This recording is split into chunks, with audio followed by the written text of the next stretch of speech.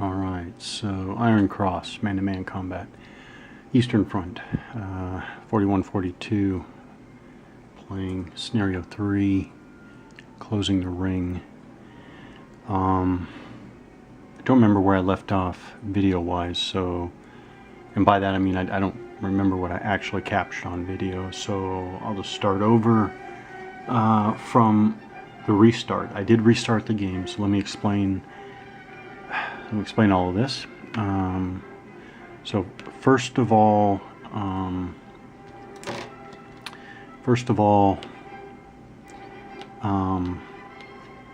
just a great game. Great game, a game that absolutely, really, you know, in my ideal world, would be redone and you know, revived, etc., etc. And now, I know, was this 1990, I believe? I know that this represents a particular, 1990. I know this represents a particular generation of war game design. As a matter of fact, in some ways, I think it's one example of a, what do you want to call it? The pinnacle of hex and counter war game design. Certainly for this scale, which is individual soldiers per counter. Not all of them, I guess. It's kind of odd because but it really works quite well so far, anyways. And so that is the so this machine gun counter. This is not like ASL-SK. This is not just the weapon. This is the MG, the medium machine gun, plus 3 crew members. There's a little tiny 3 on the side there. Anyways, so this is the weapon and the crew. So what do?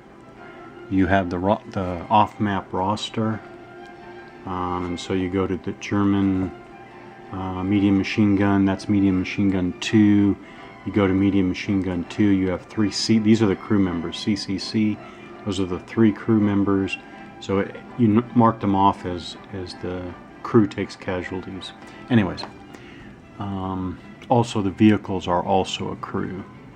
So the tank also has a crew, although you don't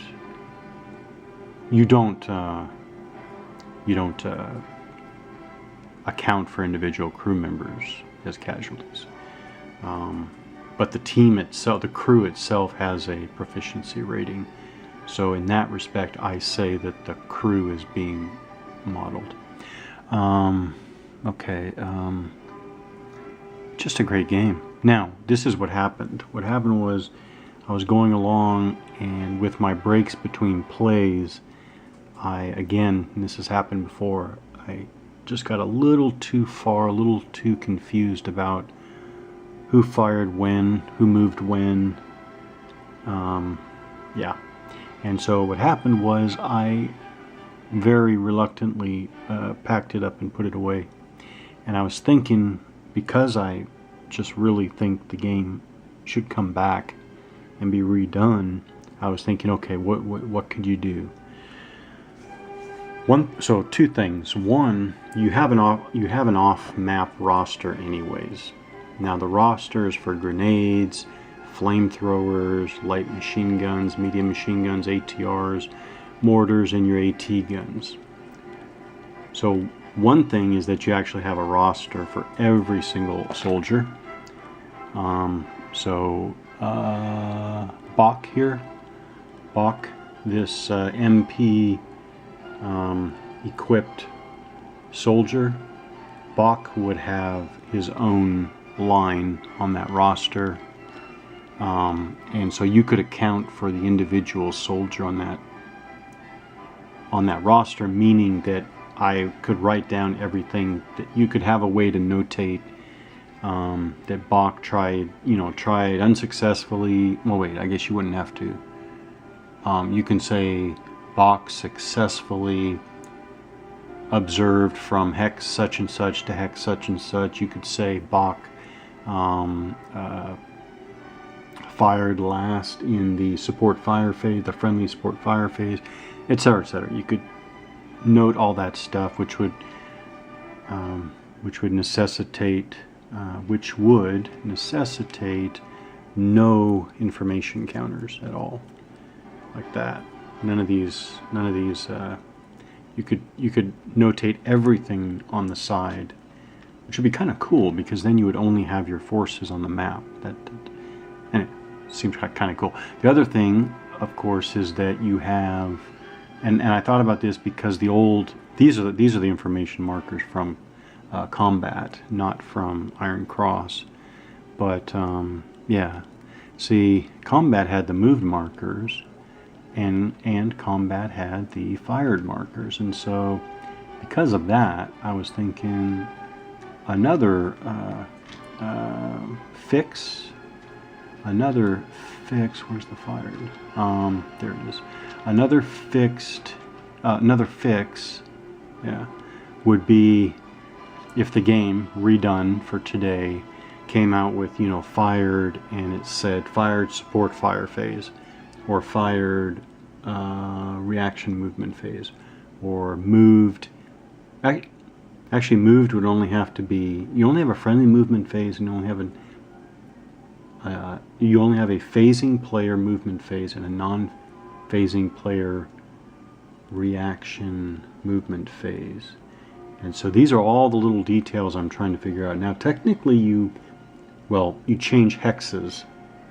You do enter assault hexes when you get to the assault phase, but is that considered movement? I mean, many games say no, right? I'm going to say right now, this game defies a few of those gaming conventions, but I'm assuming that this does go in line with that convention, that movement into the assault hex, which is the second step of the assault phase, probably is probably not considered movement. If it is considered movement, then you could have a moved in the assault phase. Wait a minute, there's moving fire too. Oh. No, moving fire. What is moving fire? I like these phases a lot. I'm going to talk about those in a minute. Is moving fire... The phasing player may attempt to fire any of his normal status units. Units that have already fired may not fire in this phase. What? Oh, right, have already fired. So if a unit hasn't already fired, then you can fire in this phase. Oh, wow. Infantry and AFE units which have moved may fire, but with a penalty. But this is also a whole nother fire phase for units that haven't fired already. That's another nuance I don't remember. Crude weapons that have moved may not fire. That makes sense. Man, seems like I'm constantly picking up little nuances. So, wow. All right, let me talk about it. I like these phases a lot. Now, I'm going to say up front that because I wasn't a gamer I wasn't a gamer in 1990. I was not a war gamer. I'm not a war gamer now. I've talked about that before, but I wasn't a war gamer in 1990 either. So I know that this is kind of in line with what was state of the art at this time, but I just think it's great. So what I'm doing and not tracking on camera is this great sequence of play. So we have a morale phase up front. You have a support fire phase. Then we go to a movement phase. Then we go to a reaction movement phase. And yes, movement phase has a non-phasing player opportunity fire, as well as the non-phasing player reaction movement phase has phasing player opportunity fire. Then you go to defensive fire phase for the non-phasing player. Then you go to the moving fire phase, which I just noticed has another fire opportunity for the phasing player. Then you go to your assault phase, which I think both sides do assaults during the assault phase. And then you have a free up-down state unit change phase. And that's just one player phase. You have one of those for the phasing player, one of those for one player is the phasing player, and then the other player phase.